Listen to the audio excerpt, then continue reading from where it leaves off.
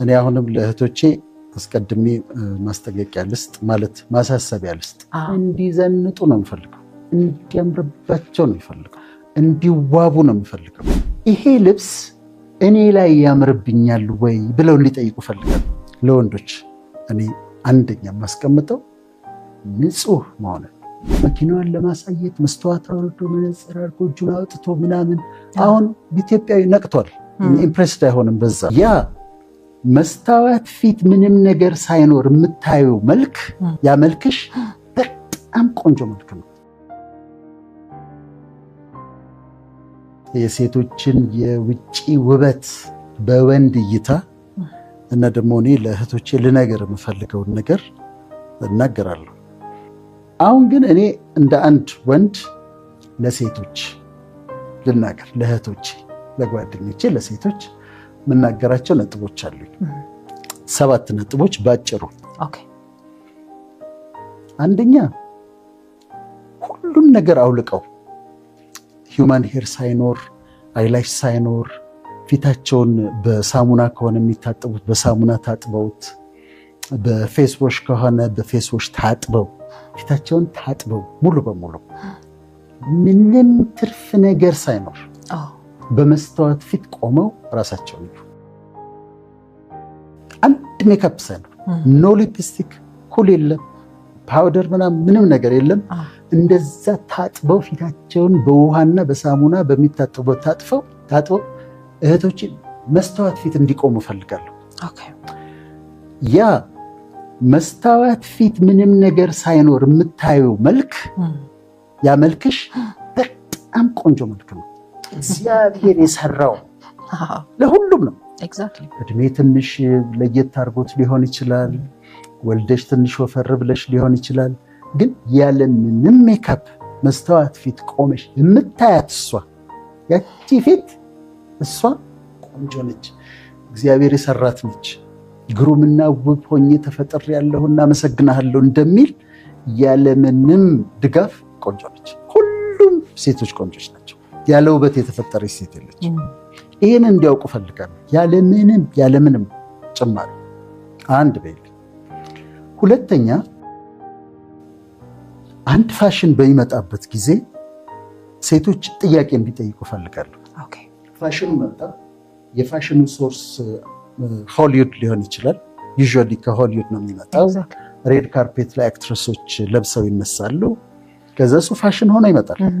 ወይም የፋሽን ኢንዱስትሪ ትልቅ ስለሆነ ያመጣል። ሴቶችን መጠየቅ እንፈልገው ይሄንን ነው። ይሄ ፋሽኑ መጣ። ይሄ ልብስ እኔ ላይ ያምርብኛል ወይ ብለው እንዲጠይቁ ፈልጋለሁ። ግን እኔ ላይ ያምርብኛል ወይ ብለው ይጠይቁ።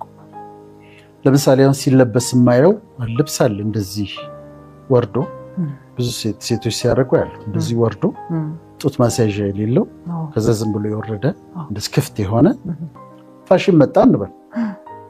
አንዲት ሴት ፋሽን ስለሆነ ብቻ ማድረግ የለባትም። እኔ ላይ ያምራል ብላ መጠየቅ አለባት። ምክንያቱም እሷ ልዩ ሴት ነች።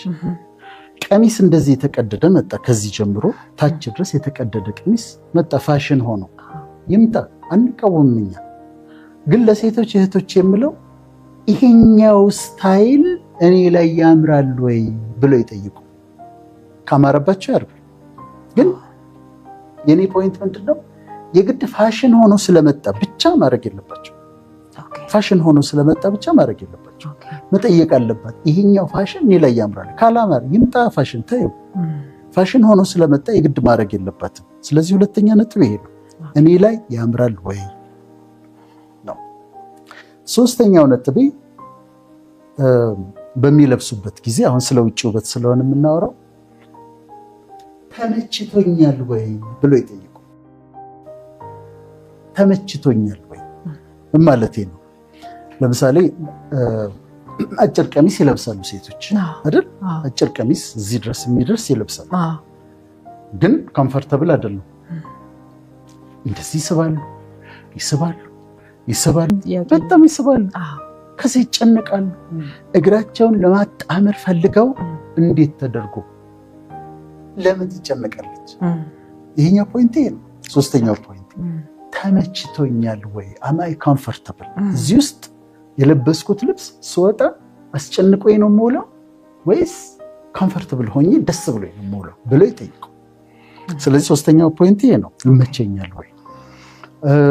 ለሰርግ ለምናምን እንደዚህ ፕሮግራም ላይ ሃይ ሂል ጫማ ይደረጋል አይደል? that's okay ለትንሽ ሰዓት ከሆነ ግን ቀኑን ሙሉ አድርገውት እግራቸውን አሟቸው ዲስኮምፈርት የሚሰጣቸው ከሆነ ለምን ይሰቃያሉ? ሪላክስ አድርጌያለሁ፣ ተመችቶኛል። ሶስተኛው ፖይንት ነው። አራተኛው ፖይንት ከተፈጥሮ ርቅ ያለው ወይ ብለው ይጠይቁ። ከተፈጥሮ ርቅ ያለው ወይ? አሁን ለምሳሌ ሂውማን ሄር ይደረጋል ያደርጋሉ። አሁን በጣም ብዙ ሴቶች ናቸው የሚያደርጉት። ኖ ኮሜንት፣ አልቃወማቸውም። አለ በኋላ ልናወራቸው የምንችላቸው ነገሮች አሉ፣ መደገፊያ አይደለም። ግን ካረጉ ግን ከነሱ ፊት ጋር የሚመች ወይም ደግሞ ፀጉሯ ነው አይደለም ብሎ የሚያከራክር ሂውማን ሄር ነው መሆን ያለበት። የሷ ፀጉር ነው ወይስ አይደለም ብሎ ፀጉሯ ነው አይ አይደለም ኤክስቴንሽን ነው ብሎ የሚያከራክር መሆን አለበት። ግን በጣም ትልቅ በጣም ረዥም ሸክም የሆነ እና ገና አይቼው እንደዚህ ሂውማን ሄር ብዬ የምጀምረው መሆን የለበትም። ሲያረጉም ከፊታቸው ጋር የሚስማማ የሚቀላቸው የእነሱን ፀጉር የሚመስል የሚያታልል ቢሆን ይሻላል ብዬ አስባለሁ። እና ይሄ ነው። ከዚሁ ጋር ተያይዞ ደግሞ ሌላው ፖይንት ፌሻል ይሰራል። አልቃወማቸውም። አሁን ግን መልኳን የሚቀይረው ከሆነስ መልካቸው ይቀይራል።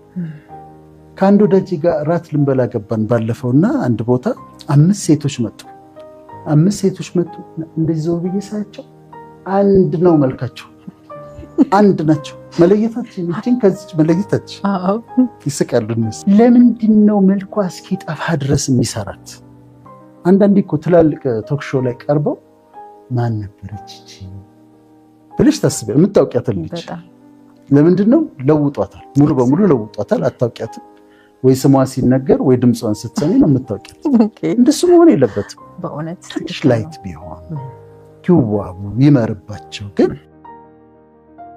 ከተፈጥሮዋ ጋር የተቀራረበ በተለይ እኔ ሜካፕ አርቲስቶቹን ነው ማናገር የምፈልገው። እንደዛ አታድርጓቸው ፕሊዝ። እህቶቻችን መልኳን አክሰንቹዌት ለማድረግ ያላትን ውበት ጨምሮ ለማውጣት የበለጠ እንዲያምርባት ነው እንጂ ሙሉ በሙሉ ተለውጣ እሷ አትመስልም። እና ከተፈጥሮ መራቅ ያለባቸው ናቹራል ከሆነው ነገር ያለውን ውበት አክሰንቹዌት የሚያደርግ የሚጨምር ነገር ነው መደረግ ያለበት እንጂ ኮምፕሊትሊ መልኳን የሚያጠፋ መሆን የለበትም ብዬ ይሄን ደግሞ አስባለሁ። አምስተኛ ነጥቤ ለእህቶቼ አሁን በጥሩ ሁኔታ እየነገርኳቸውን እንደ ታላቅ ወንድም፣ አምስተኛው ይሄ ኦቨር ኤክስፖዠር፣ የተጋለጠ ከመጠን በላይ የተጋለጠ ሰውነት። ሴቶች አንዳንድ ሰውነታቸው ሲሸፈን ነው የሚያምረው፣ ያጓጓል ማለት ሲሸፈን ያምራል፣ ያጓጓል። እግር ይታያል፣ ጭን ግን በጣም አይገለጥም። ሲምደረት አካባቢ ዝም ብሎ እስከ ታች ድረስ እንትኑ ራሱ የሆነ ክት የሆነ የተሸፈነ የሚያጓጓ ሰውነት የሚሆነው ሲሸፈን። በሙሉ ተገልጦ ከመጣ ግን በቃ እኮ ምንም የቀረ ነገር የለም። እና እንደዛ ባይሆን ኤክስፖዠሩ ዲሰንት የሆነ እስከ ተወሰነ ደረጃ የሆነ ኤክስፖዠር ቢሆን ከመጠን በላይ ባይጋለጡ ደግሞ ያምራል፣ የበለጠ ነው የሚያምረው። እንደው የሚወዳትም ሰው ይጓጓል። እዛ የተሸፈነው ስር ያለውን እኮ እያሰበ ይጓጓል እንጂ ተገልጦ ከቀረበ ግን ጥሩ አይደለም። ስለዚህ ኦቨር ኤክስፖዠር ባይሆን፣ ሴዲዩሲንግ ባይሆን ማለት ወንድን ለሌላ ፍላጎት የሚያነሳሳ ባይሆን ልብሱ ደስ ይለኛል። እንደዛ ቢሆን ደስ ይለኛል። እና ይሄ ነው። ስድስተኛው 7 ናቸው ያልኩሽ። ስድስተኛው ነጥቤ ስትለብሽ ልብስ መጠየቅ ያለባቸው እኔ ስለብስ ይሄንን ልብስ አሁን ስለ ውጭ ውበት ስለሆነ የምናወራው እኔን ይገልጠኛል ወይ፣ እኔነቴን የኔ አይደንቲቲ ማንነቴን ይገልጣል ወይ ብሎ መጠየቅ አለባቸው። አንዳንዴ በቃ የራስሽ ጓደኞች የሆኑ ታገኝና ከዛ የለበሱት ከነሱ አይደንቲቲ ጋር አይሄድም፣ አብሯቸው አይሄድ፣ እነሱን አይገልጥም። ምክንያቱም አለባበስም የአውተር ኤክስፕሬሽን ነው፣ ኤክስፕሬስ ነው የምታረጊው። ባለባበስሽ ውጫዊ ነገርሽን ነው ገልጠሽ የምታሳየው። እና እኔ ይገልጥኛል።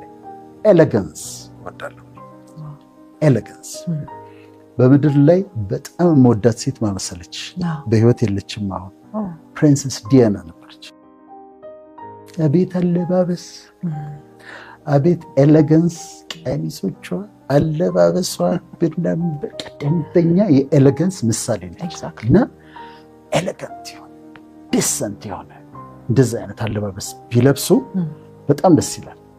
አሁን የኔ ከህዲ እህቶች የመጀመሪያው ታላቋ በጣም አሪፍ ነች ስትለብስ፣ ዲሰንት ነው ወይ ኮት ታረግና እንድቻጠፍ ታረግና ከጂንስ ጋር አድርጋ እንዴት እንደምታሳምረው ልነግርሻችን።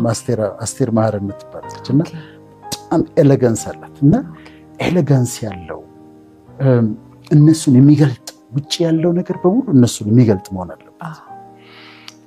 የመጨረሻው እና ሰባተኛው ኢዚት ወርዚት ወጪው በጣም ኤክስፔንሲቭ እንደሆነ እየሰማን ነው። ወጪው ይገባዋል ወይ ብሎ ደግሞ መጠየቅ ያስፈልጋል። እና ወጪው የሚደረገው ለፀጉሩ የሚደረገው ለፊት እንዳልኩሽ ነው።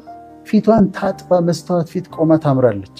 ከዛ ላይት ነገር የበለጠ ውበቷን ያወጣዋል። ግን ወጪው ይገባዋል ወይ ብሎ መጠየቅ። ይሄ ኤክስቴንሽኖቹም ምኖቹም አይላሹም፣ እውነት ለመናገር አይላሽ ይጨንቀኛል። ጨንቀኝ ነገር እሱም ሲተልቅ እንዳልጋፋቸው አሁን እኔ እንዳልጋፋ ብዬ ነው። እና ወጪው ከዛ ደግሞ እኛ ሀገር እንኳን ብዙ የተለመደ አይመስለኝም። ሰርጀሪው የአፍንጫ ማስተካከል አለ፣ ሪኖፕላስቲ ይባላል፣ የከንፈር ማስተካከል፣ የጡት ማስተካከል። ወጪው ይገባዋል ወይ ብሎ ማሰብ ይጠይቃል። ሌላው በጣም መሸወድ የሌለባቸው ዲዛይነር ልብሶች ተብለው ተሰይም እኮ ዕቃ ነው፣ ግን የሆነ ክርስቲያን ዲዮር ምናምን ተለጥፎበት የሚወጡ ደግሞ ልብሶች አሉና ወጪ ይገባዋል። ስለዚህ ፊታቸውን ታጥበው ይዩት። ያ ኔቸር ቢዩቲ በጣም ቆንጆ ነው። እኔ ላይ ያምራሉ ብለው ይጠይቁ። ፋሽኑ ሲመጣ ሲያረጉት ተመችቶኛል ወይ ኮምፎርታብል ነኝ ወይ ብለው ይጠይቁ። ከተፈጥሮ በጣም አርቆኛል ወይ ብለው ይጠይቁ። መልኬን ለውጦታል ወይ ብለው ይጠይቁ። ከመጠን በላይ ተጋልጫለሁ ወይ ብለው ይጠይቁ። የለበስኩት ልብስ ይሄ አውተር አፒራንሴ እኔን ይገልጠኛል ወይ ኤሌጋንት ነው ወይ ብለው ይጠይቁ። ወጪው ደግሞ ዲዘርቭ ያደርጋል ወይ ብለው ይጠይቁ። እነዚህም 7 ነጥቦች በሴቶች ውበት ላይ የኔ ኮሜንቶች ናቸው። እኔ አሁንም ለእህቶቼ አስቀድሜ ማስጠንቀቂያ ልስጥ፣ ማለት ማሳሰቢያ ልስጥ። እንዲዘንጡ ነው የምፈልገው፣ እንዲያምርባቸው ነው የምፈልገው፣ እንዲዋቡ ነው የምፈልገው። ናቹራል ማለት የተፈጥሮ ፍላጎታቸው ሲሆን ልጆቼ እኮ ይዋባሉ። የራሴ ልጆች 2 ሴት ልጆች። ግን ፕሮዳክቱን ቼክ ያድርጉ። ፕሮዳክቱ ከየት ነው የመጣው? እንዴት ነው የመጣው? እንዴት ነው የተገኘው? እኔ ልጠቀምበት ይገባል ወይ ብለው ማሰብ። ከዛ ደግሞ ፀጉሬን እየጎዳው ነው ወይ ወይስ ኮምፕሊትሊ በዛ ላይ ዲፔንደንት ሊያደርገኝ ነው ብሎ ማሰብ እና በጣም ሴሌክቲቭ ይዋቡ፣ ይመርባቸው፣ ይዘንጡ በጣም እንደፈለጉ፣ ግን እያጠኑ ሶርሱ ከየት ነው የመጣው፣ ኢምፕሊኬሽን አለው ወይ ብለው እየጠየቁ በእውቀት እንዲዋቡ እፈልጋለሁ። ዘንጡ፣ ይመርባቸው፣ ተዋቡ። ቢሴሌክቲቭ፣ መጠኑ ከመጠን አይለፍ፣ መልካቸው አይጥፋ። ቢዩቲ ላይ ደግሞ የምትሰሩ ባለሙያዎች ደግሞ አስቡላቸው፣ ለልጆቻችን ራሩላቸው። መልካቸውን አታጥፉት። ያንን የመሰለ ፊት በጣም ቀብታችሁ ሌላ ሰው አታስመስሏቸው ፕሊዝ። አሁን ይሄ ወንድማዊ ምክር እንደማይናደዱብኝ እርግጠኛ። እኔ ደግሞ ወንድም ለወንድም ለጓደኞቼ ለወንዶች ደግሞ እኔ ጥቂት ነጥቦችን ልጨምር። አንደኛው እኔ በግሌ የማምንበት የወንድ ልጅ ውበት ብዬ የማምነው ክሊንሊነስ፣ ንጽህና ለወንዶች እኔ አንደኛ የማስቀምጠው ንጹህ መሆን። ቤቴ እኔ መጀመሪያ የማደርገው ጠዋት ምን መሰለሽ? ጠዋት ተነሳሁ ቀጥታ ቀዝቃዛ ሻወር ውስጥ ነው የምገባው። ኤቭሪ ሲንግል ዴይ ቢያንስ ላለፈው 30 ዓመት ሚስ አድርጌያለሁ አውሮፕላን ላይ ካልሆንኩኝ በስተቀር ፍላይት ላይ ጠዋት ተነስቼ ለዛውም ኮልድ ሻወር ነው የምወስደው። ኮልድ ሻወር ደግሞ በጣም ጥቅሙን አንድ ዩኒቨርሲቲ ኦፍ ካሊፎርኒያ LA UCLA የሚባላል ጥናት አጥንቷል። አሁን ጊዜ አይበቃም እሱን ለማውራት። ልጆቼም ለምደው አሁን ልጆቼ ከኔ ጋር ናቸው። እነሱም ለምደው አሁን ኮልድ ሻወር ነው የሚሉት እና ሙቋ በቃ ለእቃ ነው እኛ ቤት እና ንጹህ ነው ከላይ ከራስ ፀጉር እስከ እግር ጥፍር ድረስ ንጹህ ይሁን አንድ ወንድ ያ በቂ ውበት ነው። ንጹህ ከሆነ አንድ ወንድ ሌላ ብዙ አይፈጅም። በጣም ንጹህ ነው እና እንዳልኩሽ ነው እኔ እንትኑ ብቻ አይደለም እኮ ሰው በየቀኑ ሻወር ሲወስድ እንዴ ምን የመቆሸሽ ስሜት ይመስላችኋል? አይደለም፣ ፍሬሽ ያደርጋል። በጣም ጠቃሚ ነው እሱ። ስለዚህ ክሊን መሆን ውጭም ያለው የሚለብሱትም ነገር ክሊን ቢሆን ለወንድሞቼ እመክራለሁ። ሁለተኛው አለማሸብረቅ፣ ከመጠን በላይ አለማሸብረቅ። ወንድ ልጅ ብልጭልጭ አለመሆን። ድሮ አንድ ሰባኪ ነበረ ግርማ ቦጋለ የሚባልና ምን ይላል መሰለሽ? የክሪስማስ ዛፍ መስለሽ አትምጪ ቤተክርስቲያን ይል ነበር። ወንዶች እንደዛ መሆን የለባቸው፣ ማሸብረቅ የለባቸው። ማለት ይደረጋል ግን ከመጠን በላይ እዚህ ጋር ብዙ ነገር፣ እዚህኛው ጋር ብዙ ነገር፣ እዚህ ጋር በጣም ብዙ እንደዛ ማብለጭልጭ የለባቸው። እንትን ነው አይጠቅምም፣ አያስፈልግም። እና እሱን ቢቀንሱ ደስ ይለኛል የሚያደርጉ ማለት ነው። ሶስተኛው የእነሱም 7 ነው። አንድ ወንድ ፕሬዘንተብል ይሁን። ፕሬዘንተብል ማለት ለሚሄድበት ቦታ የሚመጥን አለባበስ ይልበስ። ንጹህ ይሁን። ከዛ ፕሬዘንተብል ሲቀርብ እዛ ቦታ ላይ ሰው ቢሮ ከሆነ የሚሄደው ለኢንተርቪው ከሆነ የሚሄደው ራሱን ፕሬዘንተብል ያድርግ። እኔ ለሕክምና ልሰራ ጉድ ሼፐርድስ ገባ ኢንተርቪው ያደረጉኝ 2 ትላልቅ ሴቶች ነበሩ እና አዩኝና ኢንተርቪው ያደረጉኝና እኛ የፈለግነው ትንሽ እንደው ጠና ያለ በእድሜው ከፍ ያለ 26 ዓመቴ ነበር። ጠና ያለ ሰው ነበር የፈለግነው፣ እንደው ትንሽ ሽበት ያለው ምናምን። አንተ በጣም ያርቱ ያንጋሉ ግን አሉ ማረሰው ፕሬዘንተብል ነህ ማለት የሚመጡትን ታካሚዎች ታሳምናቸዋል። እድሜ ትንሽ ቢሆንም አሉና ቀጠሩ። ፕሬዘንተብል መሆን ለሚሄዱበት ቦታ አሁን አባቶች አይተሻል፣ ልብሳቸው ንጹህ ነው፣ ካኪያቸው ጽድት ብሎ የታጠበ ከዛ ተኩሰው ምናምን አምሮባቸው ሲወጡ ትላልቅ ሰዎች እንደዛ ፕሬዘንት ለሚሄዱበት ቦታ ለሚገቡበት ቦታ የሚመጥን አለባበስ ቢለብሱ ጥሩ ነው። አራተኛው ሾዊ ያለመሆን ወይም ቃሉን ላለመጠቀም ነው፣ ግን በቃ ለማሳየት ነገሮችን ባያረጉ። ምሳሌ ቆንጆ መኪና ይኖረዋል ግን መኪናዋን ለማሳየት መስተዋት አውርዶ መነጽር አድርጎ እጁን አውጥቶ ምናምን። አሁን ኢትዮጵያዊ ነቅቷል፣ ኢምፕሬስድ አይሆንም በዛ እንደዛ አይነት ነገር አለማድረግ። ከዛ ደግሞ ወጣ ስትይ እኔ ዱባይ መጀመሪያ ሄድኩኝ ጊዜ መንገዱ በሙሉ መርሴዲስ፣ ሌተስት BMW፣ V8 እዚህ የምንዘንጥባቸው መኪናዎች እዛ ባጃጅ ናቸው።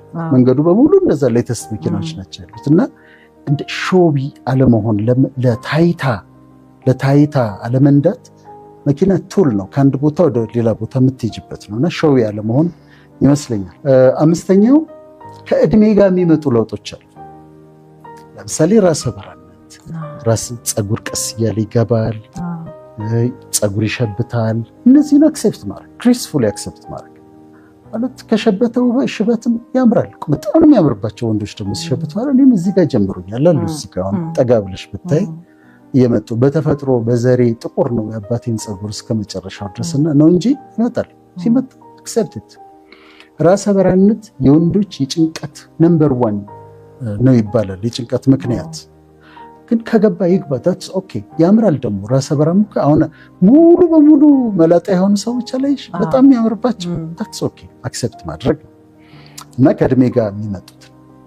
6ኛው በጥንቃቄ ነው የምናገረው፣ ያው ጓደኞቼ ስላሉ ብዙ እንዳይቀየሙኝም እቺ እንትኗን እቺ ቤሊፋት ቦርጭ እሷን እንደው ትንሽ ማሳነስ በተለይ ደግሞ በየዓመቱ እየጨመረ ሲመጣ አንዳንዶች ለክራቫት ቆንጆ ነው ይላሉ። ወንዶቹ ጭራሽ ለማጥፋት አይሞክሩም። ለክራቫት ትቀመጥበታል ያምራል ይላሉ ጓደኞች። ሌሎቹ ደግሞ እንዲህ እያሹት ነው የሚያወሩት። የጥሩ ኑሮ ምልክት አድርገው እንዲህ እያሹ ነው የሚያወሩት። እነሱ ናቸው የሚያስቁኝ። እና እንደዛ ባይሆን ቢያንስ እየጨመረ ባይመጣ ሊሚት ቢያደርግ አንዳንዴ ከሸሚዝ ቁልፍ ጋር እየታገለ ምናምን ከዛ በዛ ላይ ደግሞ ምንም እርምጃ ይወስዱ እና እሷ ትንሽ ብትቀንስ አሪፍ ነው፣ ጥሩ ነው ብዬ አስባለሁ። ሳይዙ ባይጨምር። መጨረሻ 7ኛው አነጋገር ላይ ይሄም የውጭ ውበት ነው። አንድ ሰው የሚገመትበት ነው አነጋገሩ። ራፍ ባይሆን ተዛርገው ባይሉ ተወደዛ ዞር በሉና ባይሉ ትንሽ የተመረጡ ቃላትን አስቦ መናገር። ይሄ ግልፍተኛና ራፍ ባይሆኑ ደስ ይለኛል። ስለዚህ ለወንድሞቼ ደግሞ መክረው ይሄን ነው። በጣም ንጽህናቸውን ከጠበቁ ውብ ናቸው። አለማሸብረቅ፣ ፕሬዘንተብል፣ ለቦታው የሚገባው ልብስ መልበስ፣ ለታይታ ምንም ነገር አለማድረግ፣ ከእድሜ ጋር የሚመጡ ለውጦችን ማስተናገድ፣ ከተቻለችን ቦርጯን ትንሽ መቀነስ፣ ከዛ አነጋገር ላይ ማተኮር። ከዛ ያለበለዚያ ከዛ ውጪ ብዙ አይፈጅም። አንድ የገጠመኝን ልንገርሽና ልጨርስ። የዛሬ 20 ምናምን ዓመት ነው እና ዕቃ ልገዛ ገብቻለሁ። ከዛ ዕቃ የምትሸጠዋ ልጅ እንደዚህ ዕቃ እየጠቀለለች አታየኝም፣ እኔ እየጠቀለለች ቆንጆ ወንድ አለች፣ በጣም ያስጠላኛል አለች። ምን አልኳት? ቆንጆ ወንድ በጣም ያስጠላኛል አለች። እሺ ለነገሩ እኔ አይመለከተኝም፣ ዕቃዬን ስጪ፣ ሌላ ሰው አናዷት መሆን አለበት። ምክንያቱም ይዤ ዕቃዬን ወጣሁና ቆንጆ በጣም ያስጠላኛል አለች። አሁን ቅድም ያለው ነው ፐርሴፕሽን ነው። እና ግን ብዙ አይፈጅም። ወንድ ንጹህ ከሆነ ዲሰንት ከሆነ ኤሌጋንት ከሆነ በቂ ነው።